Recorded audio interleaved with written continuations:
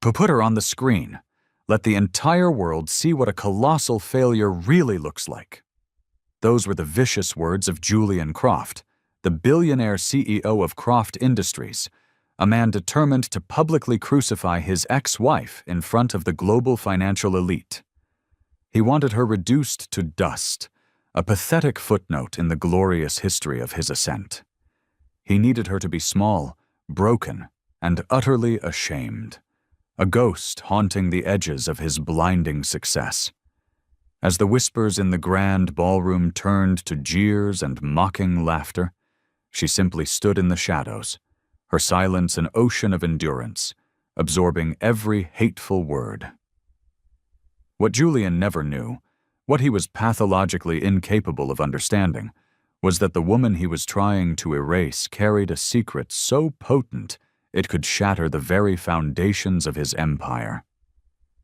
It was a truth that, once unleashed, would render the entire glittering Gala speechless, turning his moment of triumph into an epic of ruin. Have you ever wondered what happens when the person you try to destroy is the only one who truly knows your secrets? Sometimes, the deepest humiliation is just the calm before a hurricane of glorious vindication. This is the story of a woman cast into the darkness, and the precise moment her silence turned his deafening pride into his downfall. And tonight, I am here to tell you her story. Hello, my incredible family, and welcome back. Before we dive into the heart of this storm, I have a small but deeply meaningful request. If these stories of resilience and justice resonate with you, please consider subscribing to the channel. Your support is the lifeblood that allows us to amplify voices that have been silenced and to share tales of courage that deserve to be heard across the world. Every time you click that subscribe button, you're not just watching a video, you're joining a global community that believes in the power of truth. And in the comments below, please let us know where you're watching from. I want to see how far these stories travel, because together, we are not just telling stories. We are building a fortress of hope. The night her world imploded, Amelia Davenport sat alone in the sterile silence of her kitchen. 3 years ago, the sprawling Manhattan penthouse, once a symbol of her life with Julian, now felt like a gilded cage, each echo amplifying her solitude. The crystal clock on the marble mantelpiece ticked with an unnerving loudness, each second a hammer blow, reminding her that the life she knew had just been systematically dismantled. Her phone vibrated on the cold granite countertop, the screen lighting up with a storm of notifications. She didn't need to look. The poison had already seeped into every corner of her life. Everyone in New York, and soon the world, knew. Her husband, Julian Croft, had been photographed at a charity auction, not just with another woman, but with her own best friend, Isabella Sterling. Amelia's hand, frail and trembling, reached for the phone. Her thumb hovered over the screen before pressing down. And there it was, splashed across a dozen gossip sites. The photo. Julian, with his arm possessively around Isabella, their smiles predatory and triumphant, as if they had just conquered a kingdom.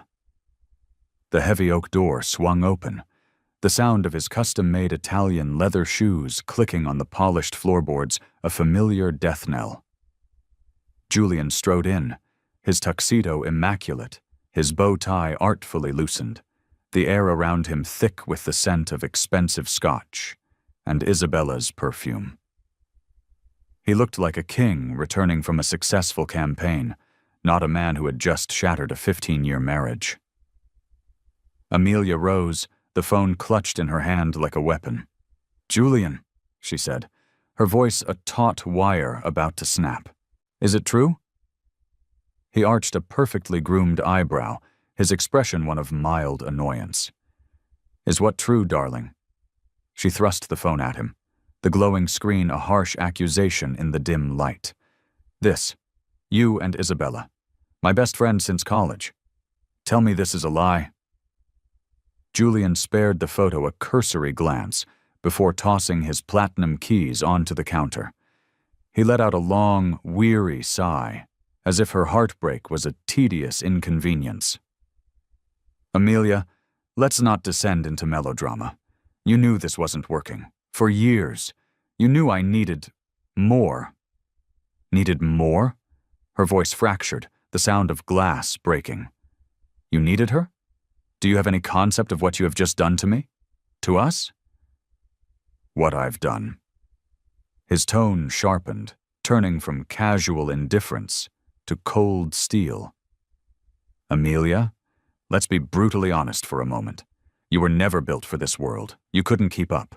I am building a legacy, an empire that will be spoken of for centuries. You, my dear, are stuck in sentimentality. Isabella understands power. She understands ambition. She makes me look stronger. You never did. Her breath hitched in her throat. The casual cruelty of his words felt like physical blows. I gave you everything, Julian. I supported you when you were nothing but a dreamer with a risky idea. I believed in you. He cut her off, his voice as cold and unforgiving as a winter morning. And you served your purpose admirably. But that purpose has expired. Don't prolong this agony. The divorce papers have been drawn up for weeks. My lawyers will be in touch. Sign them, take the settlement, and move on. Her body began to shake, a violent, uncontrollable tremor. So that's all I was?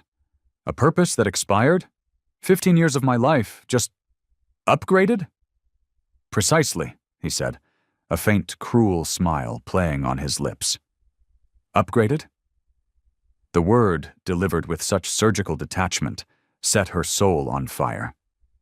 In the days that followed, she tried to fight, but Julian was a blitzkrieg.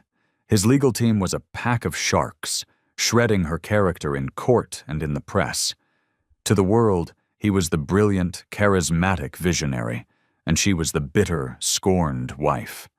The media feasted on the narrative he spun. Headlines celebrated his new power couple status with Isabella, while painting Amelia as a weak, jealous woman clinging to the past. The betrayal cut deeper when it came from her own family. One evening, her brother, Marcus, called. Amy, he began, his voice strained. What the hell is going on? I'm hearing things. People are saying you're trying to ruin Julian's reputation. She froze, the phone feeling like a block of ice against her ear. Me? Marcus. He cheated on me with my best friend. He left me for her. And you're worried about his reputation? A heavy silence hung between them before Marcus's voice hardened. Amy, don't make this messier than it needs to be. Maybe this is for the best. Julian, he really did outgrow you. He's operating on a different level. Nausea churned in her stomach. Marcus, are you taking his side? I'm being a realist, he snapped. Julian is going to the moon. You're stuck on the ground. Let him go. Stop fighting it. Her throat was so tight she could barely speak. You don't see it, do you? He's using you just like he used me. Enough. Marcus's voice was flat, final. He offered me a senior position at his new European branch. Don't call me again if all you're going to do is attack the man who's securing my family's future. The line went dead. Her own brother, sold for a promotion. The final public execution came weeks later. Julian stood on a stage at a global tech conference in Davos, cameras from every major news outlet flashing. Isabella stood beside him, radiating a smug victory. As for my past, Julian said, his smile as sharp as a shard of glass, let's just say I was carrying dead weight, someone who couldn't comprehend the scale of my vision. But now, he squeezed Isabella's hand. With a true partner by my side, I am finally free to soar to the heights I was always destined for. The audience of billionaires and industry titans erupted in laughter and applause. Amelia Davenport, the woman who had proofread his first business plan and calmed his fears before his first investor meeting, was officially a public joke. But somewhere deep behind the wall of her silence, something else was stirring. She wasn't broken. She wasn't defeated. She was planning. She was waiting.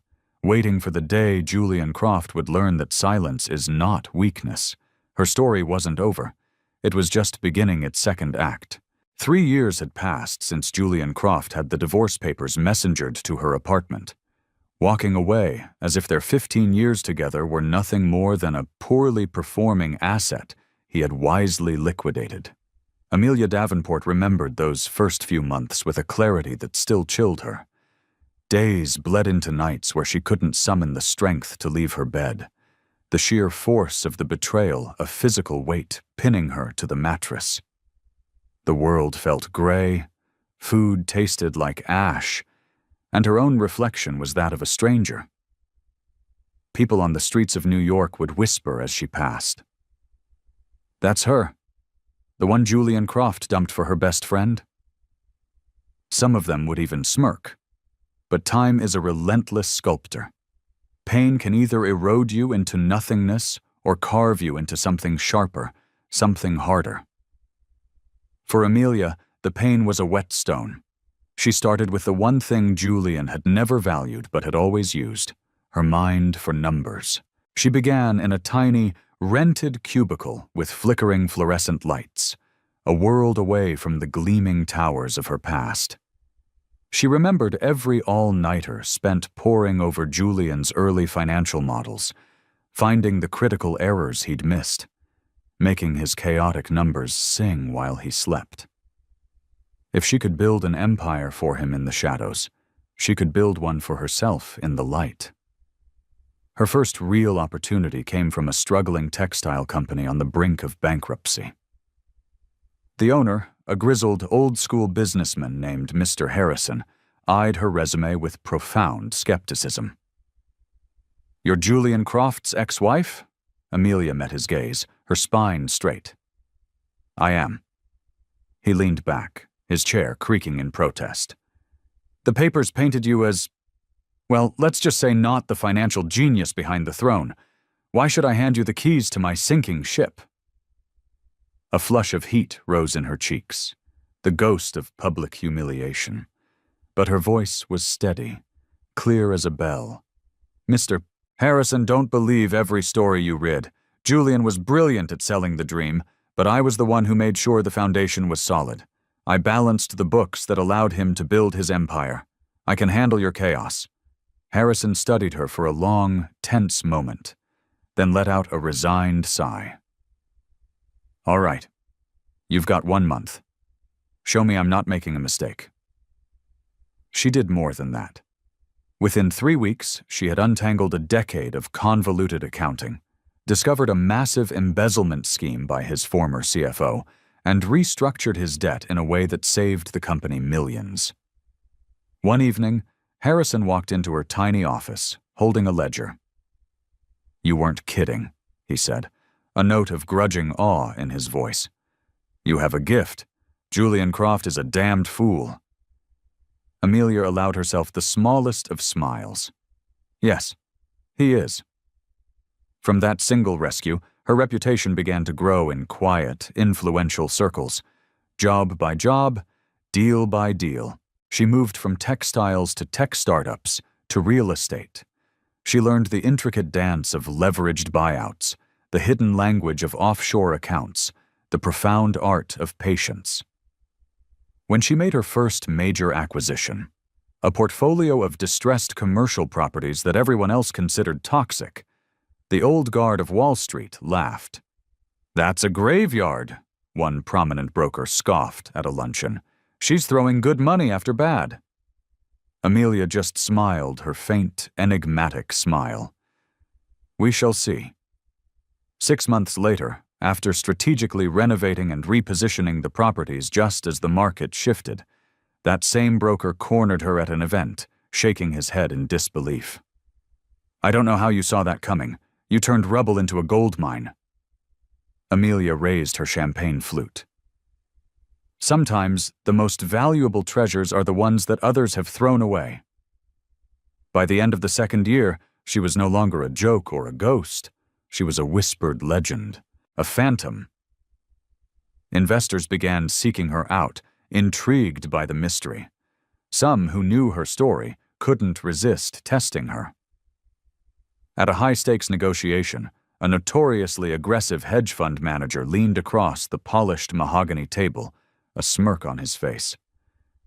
"Tell me, Ms. Davenport, are you doing all this to make a fortune, or just to prove to your ex-husband that you're not the pathetic creature he made you out to be?"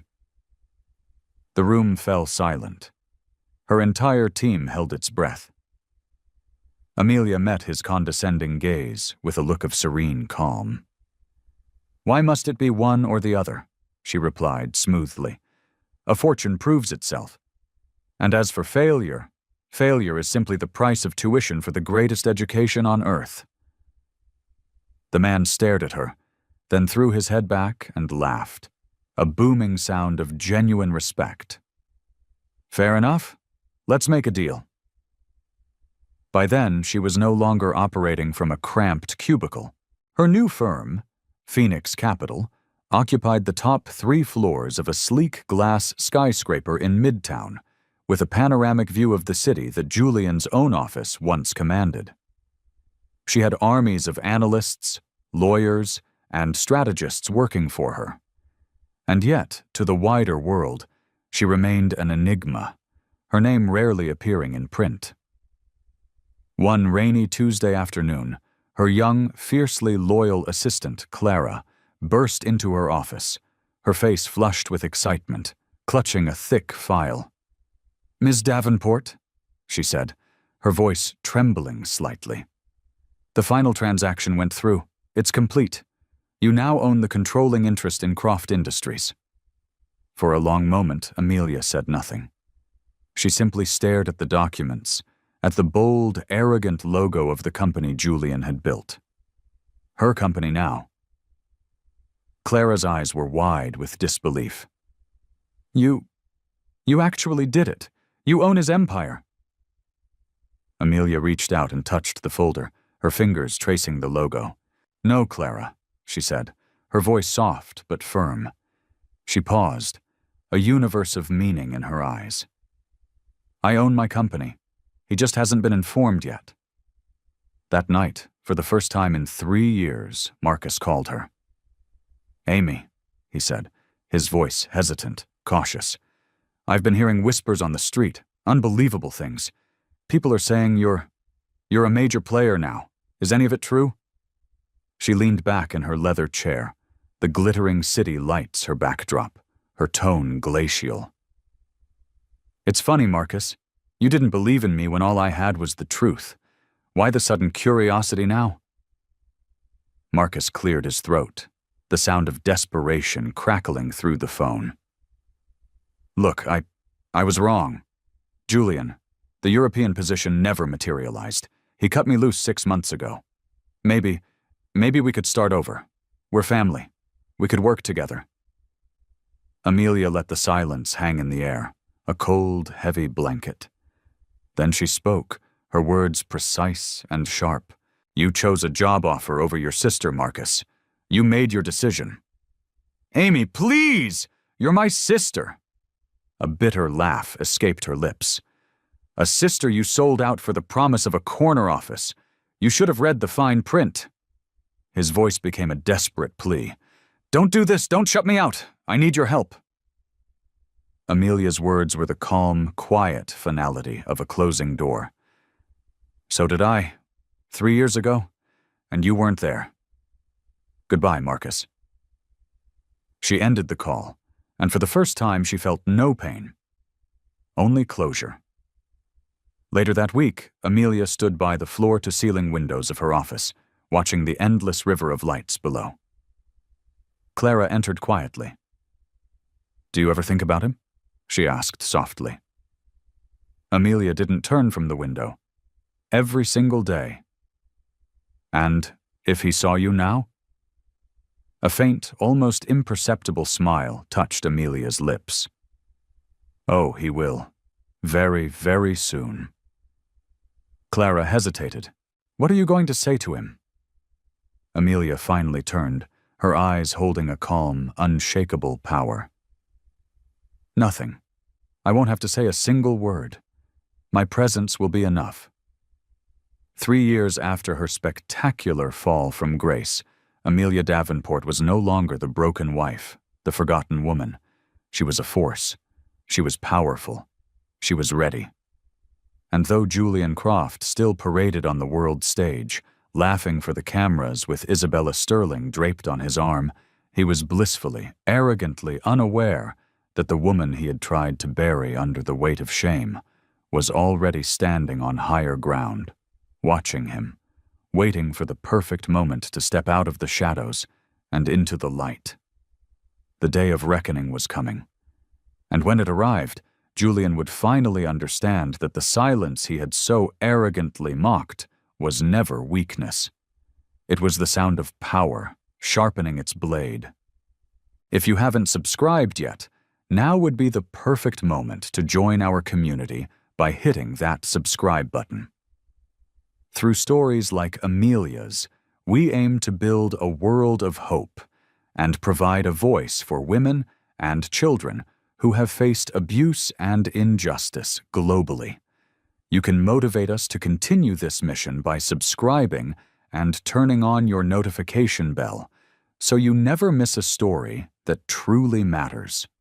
Also, let us know in the comments, where are you watching from?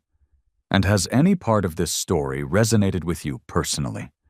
The invitation arrived on a sheet of heavy, cream-colored cardstock, the Croft Industries logo embossed in shimmering platinum. Amelia stared at it, her fingers tracing the ostentatious lettering. Croft Industries Annual Innovators Gala. At the bottom, scrawled in Julian's arrogant, slanted handwriting, were 4 words that dripped with condescension. Your presence is requested. She almost laughed out loud. Requested? No.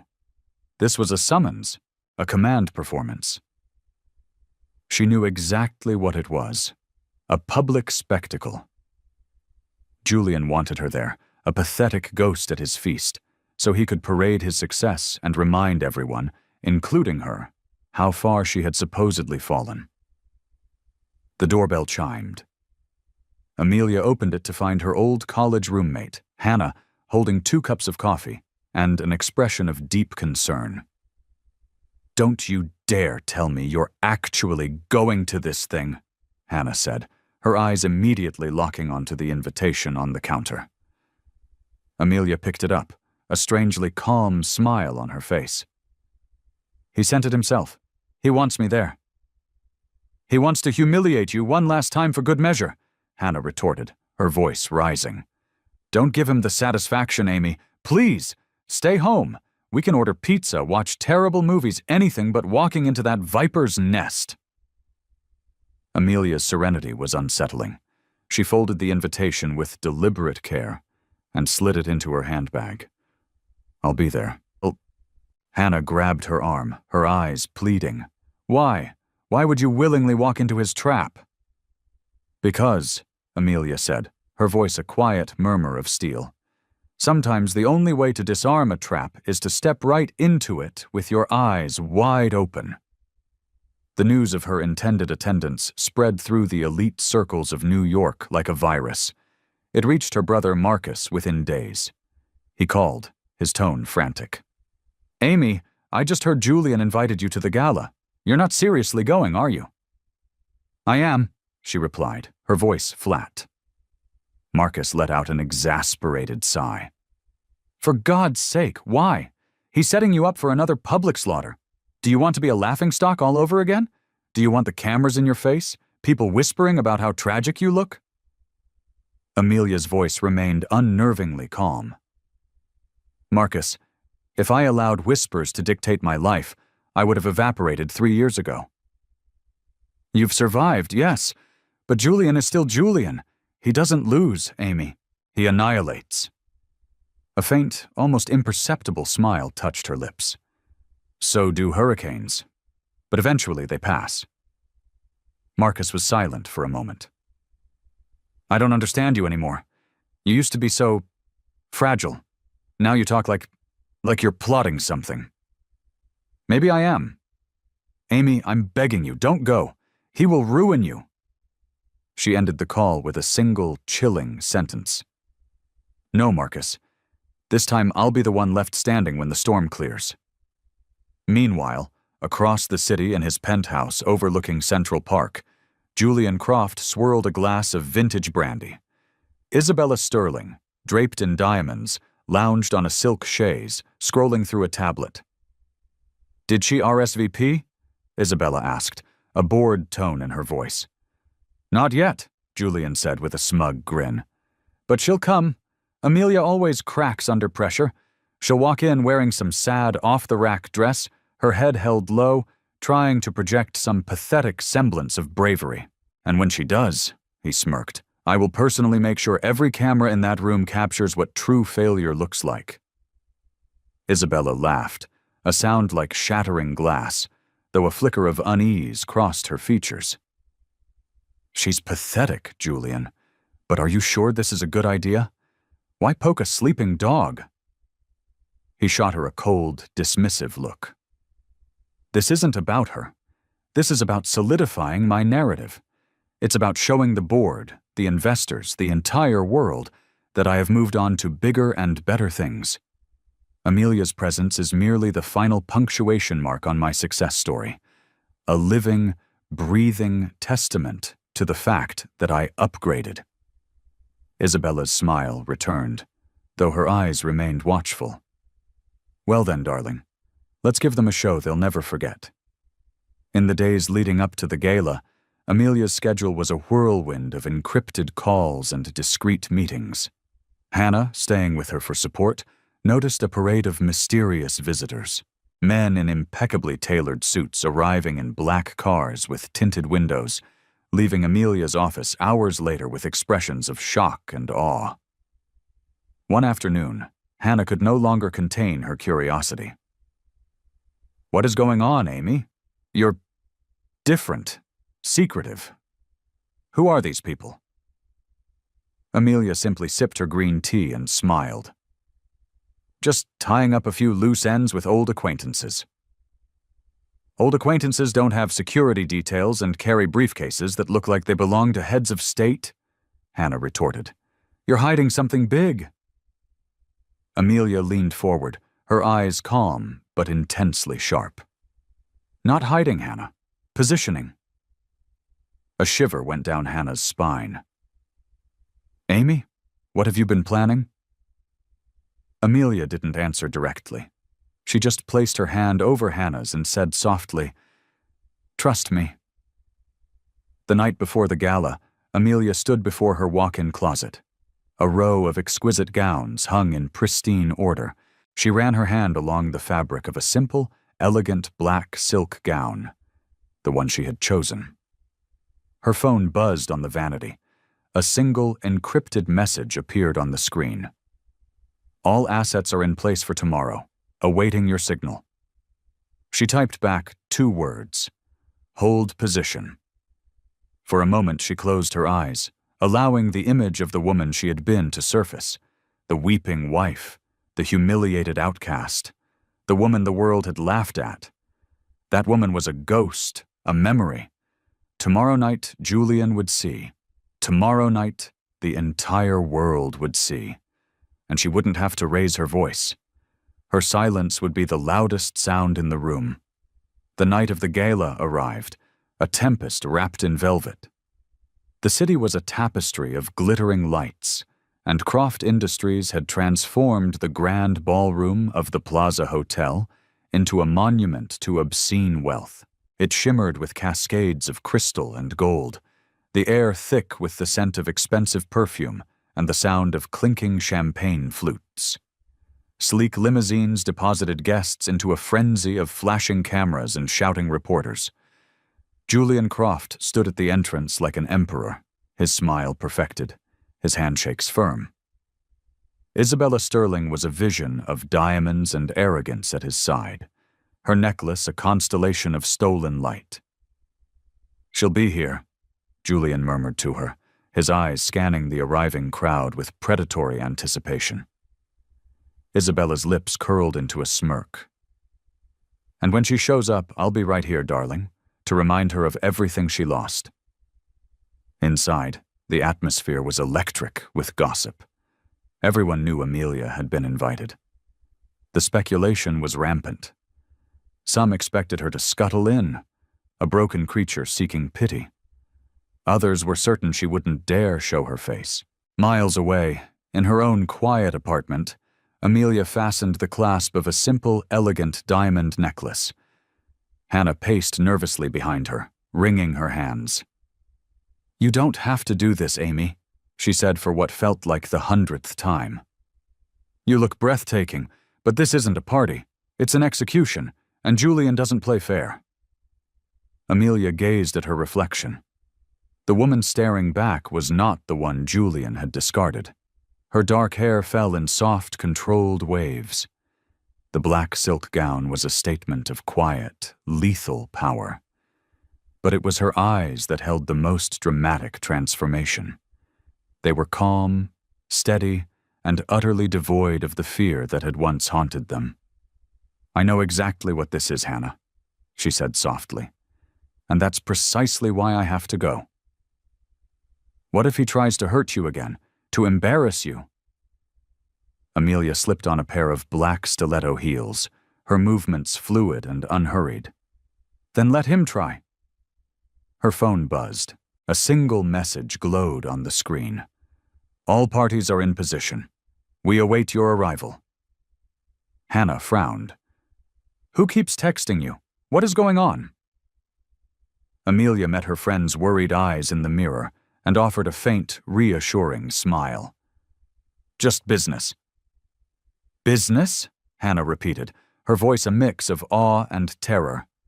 "My God, Amy, you've changed. You're stronger. I don't know whether to be proud of you or terrified for you." "Be both," Amelia whispered, picking up her clutch and walking towards the door. Outside the hotel, a new wave of camera flashes erupted as a sleek, unadorned black sedan pulled up to the curb. The driver opened the door, and Amelia Davenport stepped out. A collective gasp rippled through the press corps. Reporters surged forward, their cameras clicking in a frenzy. "Is that Amelia Davenport? My God, she looks incredible. Did you see that gown?" The whispers were no longer mocking. They were filled with stunned disbelief. Her brother, Marcus, who had been loitering near the entrance, rushed forward, nearly stumbling. "Amy!" he hissed, his voice low and urgent. "You can't be here. Julian is inside, waiting to humiliate you. Please, turn around." Amelia's gaze was cool, her tone even. "Relax, Marcus. I'm not the woman you abandoned." He frowned, confused. "What are you talking about?" "You'll see," she said, brushing past him without a second glance. The sound of her heels on the marble floor was sharp, deliberate, and final. Inside, a wave of silence followed her entrance. Heads turned, conversations stuttered and died. Amelia Davenport moved through the opulent ballroom, not like a guest, but like she belonged there. No, like she owned it. Julian's smug grin faltered for a half-second before his mask of arrogance snapped back into place. He strode forward, his arm clamped around Isabella. "Amelia," he boomed, loud enough for everyone nearby to hear. "How bold of you to show up. I wasn't sure you'd find the courage." Amelia's lips curved into a faint, knowing smile. "Courage is not something one measures by party invitations, Julian." A nervous titter went through the onlookers. Isabella squeezed Julian's arm, her voice a venomous purr. "Amelia, darling, you look, well, better than I would have expected. Tell me, who dressed you tonight?" Amelia tilted her head slightly, her gaze sweeping over Isabella's extravagant diamond necklace. "No one dresses me, Isabella. I dress myself. Can you say the same?" Audible gasps rippled through the guests. Julian's jaw tightened. He leaned in, his voice a furious whisper. "Remember where you are, Amelia. This is my kingdom, my night. Don't make a fool of yourself." Amelia's serene smile never wavered. Embarrassment is for people who still have something left to lose. Her words were a puzzle he couldn't solve, and it unnerved him. From across the room, Hannah watched, her heart pounding with a mixture of fear and exhilaration. She's not here to be a victim, she thought. She's here to close a chapter. Nearby, an elderly board member murmured to another, "Do you see how people are greeting her? With respect. She has a presence, almost as if—" He trailed off, shaking his head as if to clear it. Amelia moved through the crowd with a quiet grace, shaking hands, exchanging brief, pleasant words with people Julian considered his staunchest allies. But as she passed, more than one powerful investor gave her a subtle, respectful nod. It was almost imperceptible, but it was undeniably there. Julian saw it. His smile grew stiff. Something was fundamentally wrong. He couldn't put his finger on it, but the dynamics of the room felt off. Isabella leaned in, whispering in his ear, "Why are they looking at her like that? Why are they treating her like she matters?" Julian's eyes narrowed, fixed on Amelia. "Because they feel sorry for her. She's nothing. Tonight, everyone will be reminded of that fact." But as Amelia raised a glass of water and met his hostile stare from across the room, her expression calm and unreadable, Julian Croft felt, for the first time in 3 long years, a cold, sharp flicker of doubt. The gala had just begun. And while he believed he was setting the stage for Amelia's final, crushing humiliation, the truth was far more terrifying. The trap he thought he had laid was already closing, not around her, but around him.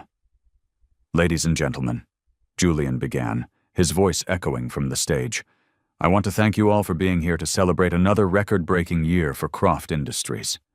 This is a special night for me, not just because we are embarking on a bold new chapter, but because I am able to share it with the people who truly matter."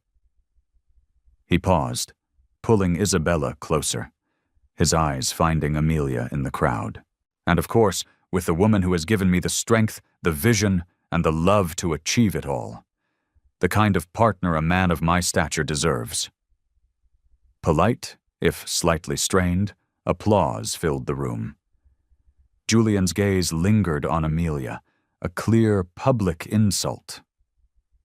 "But of course," he continued, his voice dripping with false sincerity, "life is about learning. Some partnerships hold you back. Some people simply lack the ambition, the grit to rise with you. And when that happens, you have to be ruthless enough to make a choice."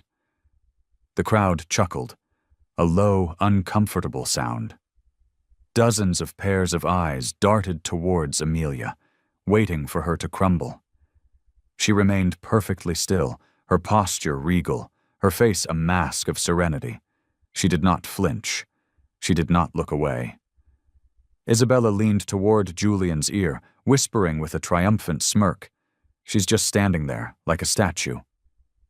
"Good," Julian whispered back. "Let her drown in her own pathetic silence." Later, as Julian circulated, he felt the atmosphere shift.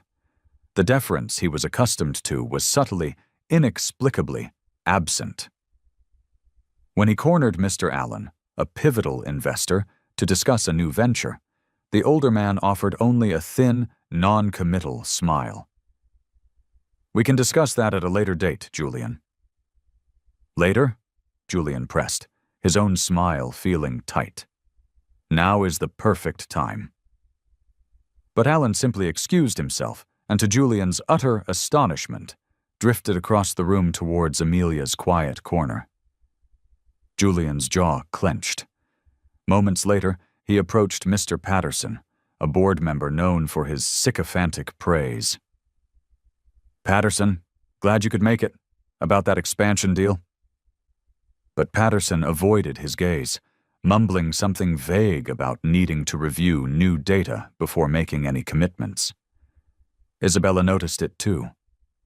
She sidled up to him, her voice a low, anxious hiss. "Why are they being so evasive? Normally they're practically kissing your ring." They're just playing hard to get, Julian snapped, his smile never faltering for the cameras. The economy has them spooked. It's nothing to do with me.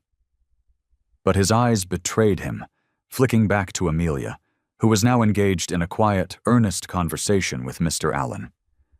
The investor nodded at her, a look of profound respect on his face, before shaking her hand.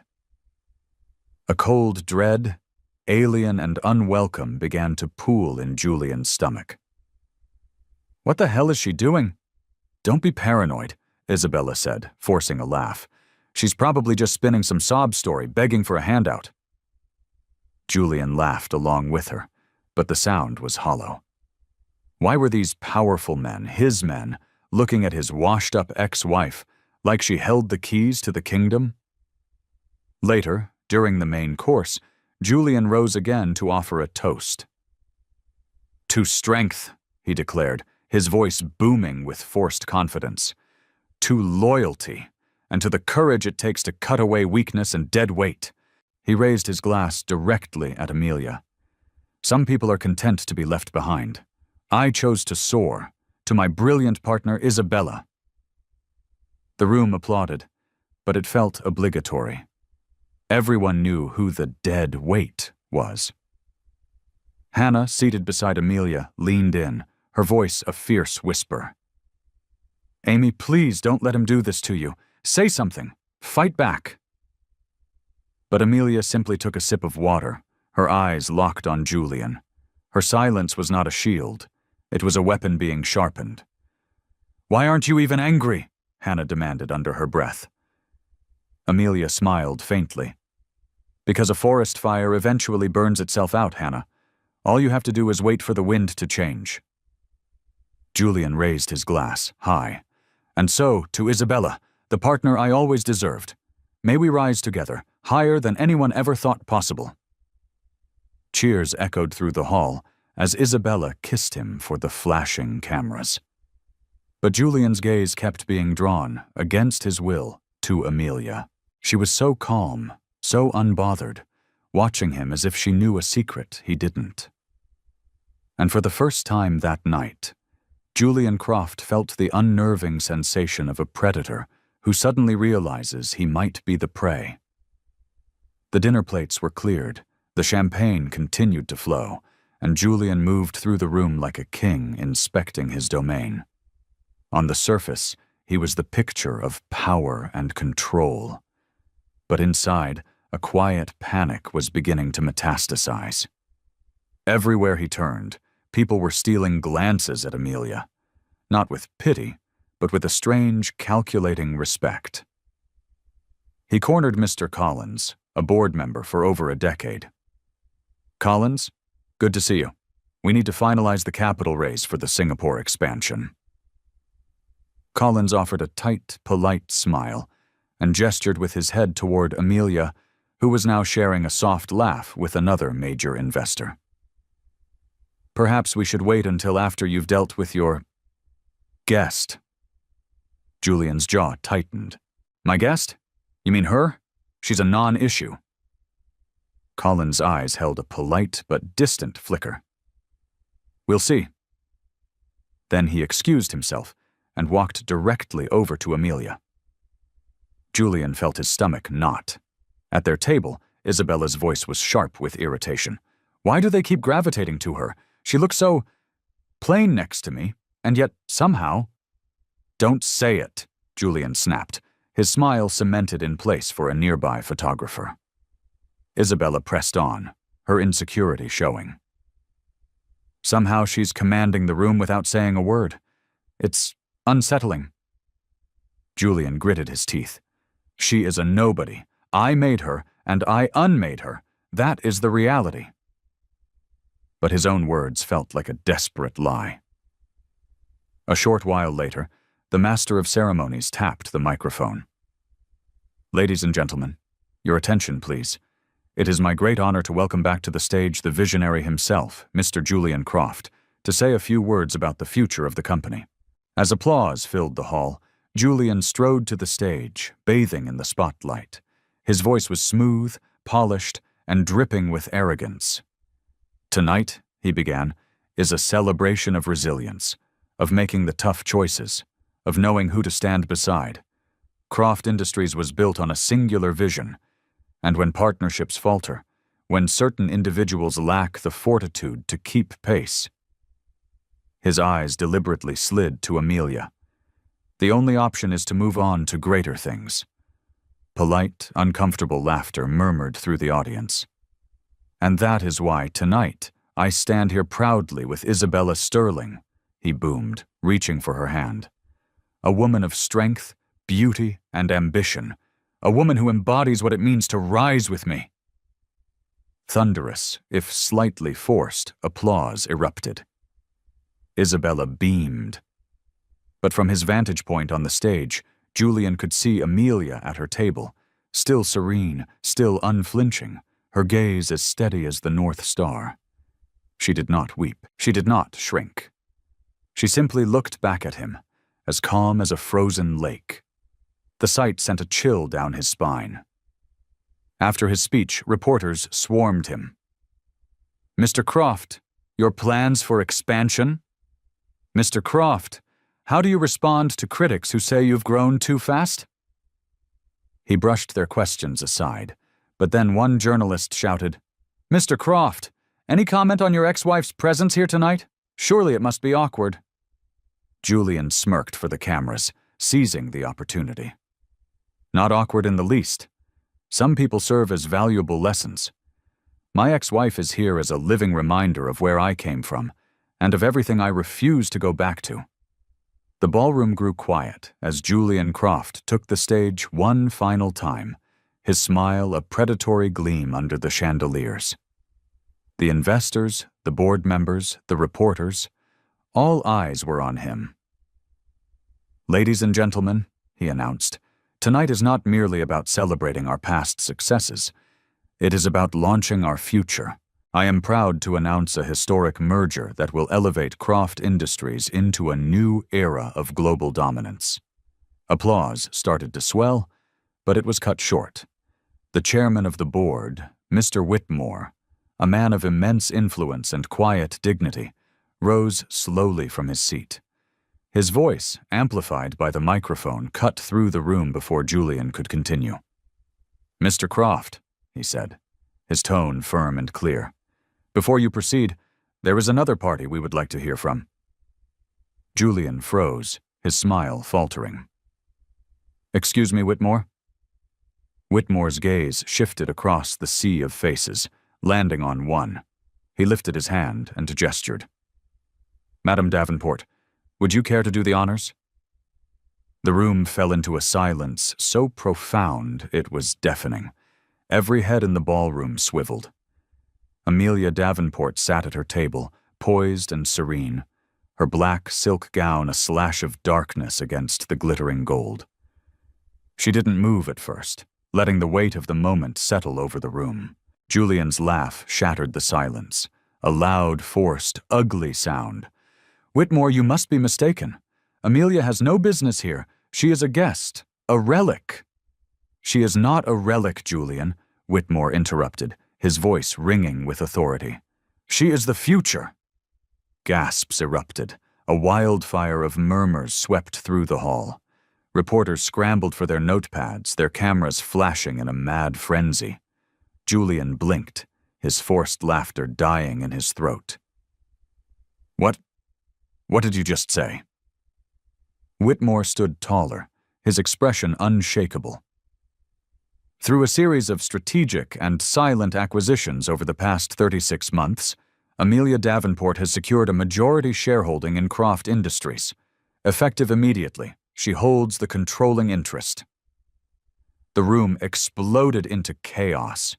Voices clashed, chairs scraped against the floor, whispers became a roar. Julian's face drained of all color. He looked like a man who had been shot. "No, that's impossible. I would have known." Finally, Amelia rose from her seat.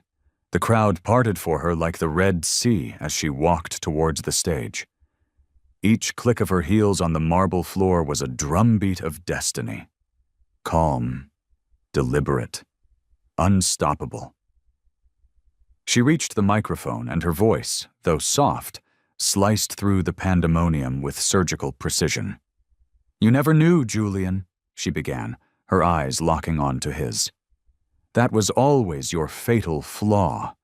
You only ever saw what was loud, what glittered, what fed your ego. You never bothered to notice what was silent, what moved in the shadows, what was patiently waiting." He shook his head, his body trembling. "This is a trick, a hostile, illegal scheme. You don't belong on this stage." She turned from him, addressing the board members and investors directly. "Check your records. Check the filings. Every share was acquired legally through a network of holding companies I built from the ground up. For 3 years, while you were busy mocking me and spinning your lies, I was busy building. I was buying. And so tonight, I do not stand here as your guest, Julian." She paused, letting the full weight of her next words land like an anvil. "I stand here as your new boss." The room erupted again, but this time with cheers.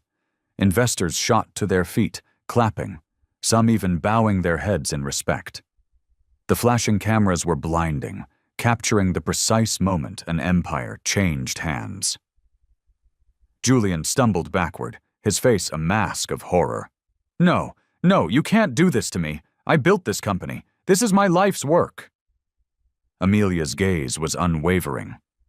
"You built it on my work, on my support, on my silence. You mistook my silence for weakness, but you were wrong. Silence, Julian, is simply patience, honing its edge." Isabella, her face ashen, clutched Julian's arm. "Tell me this isn't true. Tell me she doesn't—" "Shut up!" Julian screamed, violently shaking her off. He turned back to the board, his voice a desperate, cracking plea. "You can't side with her. She's nothing." Mr. Patterson rose from his seat. "On the contrary, Julian, she is the majority owner. As of this moment, you have no authority here." Mr. Collins added, his voice like ice. "Effective immediately, your position as CEO is terminated. The board stands with Madame Davenport." The cheers and applause swelled, louder and more genuine than any Julian had ever received. His eyes bulged, his voice rising to a shriek. "You traitors, all of you! I made you rich!" "And you grew careless," Amelia said quietly, her voice once again silencing the entire room. "Power built on cruelty always devours itself. You tried to make me small, Julian. You tried to bury me, but you forgot one crucial thing. The truth doesn't need to shout. It just needs to wait for the right moment to stand up." Her words hung in the air, absolute and final. Julian staggered forward, pointing a trembling finger at her. "You'll regret this, Amelia. I'll destroy you." She met his pathetic threat without an ounce of fear. "No, Julian. You'll regret that you didn't destroy me when you had the chance." Board members began to move towards the stage as pre-briefed security guards stepped forward. Julian saw then that this was real. This was the end. Victoria, seeing the ship sinking, ripped her arm away from his, her voice shrill with fury. "You told me she was finished, that she had nothing. How could you be so stupid?" "Don't you dare blame me," Julian snarled, but his words had lost all their power. Victoria's face twisted into a mask of pure disgust.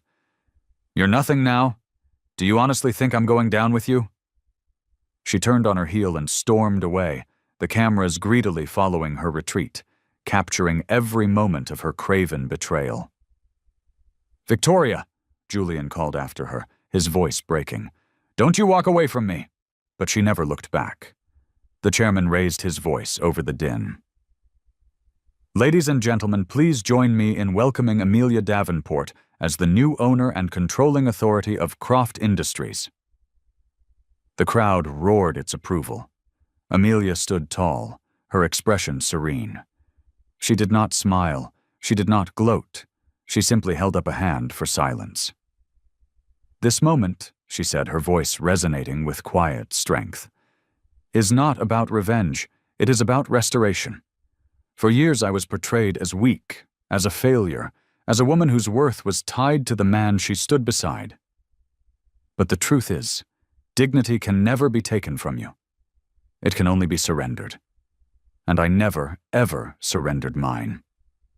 The room was still, her words washing over them. Julian, pale and shaking, made one last desperate attempt. "Please, Amelia, don't do this. We can work something out." Her eyes softened for a fraction of a second, not with pity, but with a deep, final sorrow for the man he could have been. "You had your chance to build a world with me, Julian. You chose to try and burn mine down instead. Now, you are left standing in the ashes you created." The security guard stepped forward and gently but firmly took his arms.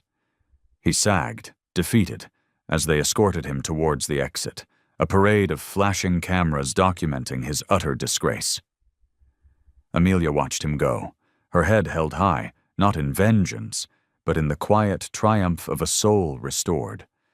The man who had once publicly branded her a failure was now leaving his own Gala stripped of his company, his fiancée, and his pride. And Amelia Davenport, the woman he had thrown away, now stood at the undisputed center of the empire he had foolishly believed was his alone. As the night drew to a close, Hannah rushed to her side, her eyes shining with tears. "Amy, you did it. I can't believe it. You actually did it." Amelia touched her friend's arm gently. "No, Hannah. The truth did it. It just needed a little time." She turned to face the room, the city, and her future, her head held high. The whispers that once sought to destroy her were now speaking her name with nothing but awe.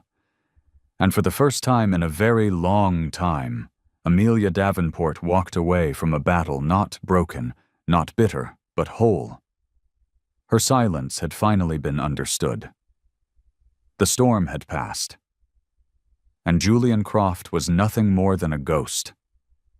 What Amelia's story teaches us is a profound lesson about value. Some people, like Julian, know the price of everything but the value of nothing. They can't value loyalty, they can't value history, and they can't value the quiet strength of a person who refuses to break. Amelia's victory wasn't just about taking back a company, it was about reclaiming her own narrative. It was about proving that true power isn't loud or arrogant. It's patient, it's resilient, and it's built on a foundation of unshakable integrity. Her story is a reminder to us all that the world may try to define you, to label you, to make you small. But your worth, your dignity, is yours and yours alone. Never surrender it. Thank you for being with us for this incredible journey. If Amelia's story of strength moved you, please show your support by liking this video and sharing it with someone who might need to hear this message. Don't forget to subscribe and click the notification bell so you can join us for more powerful stories. Until next time, stay strong, believe in your own worth, and never, ever let anyone silence your truth.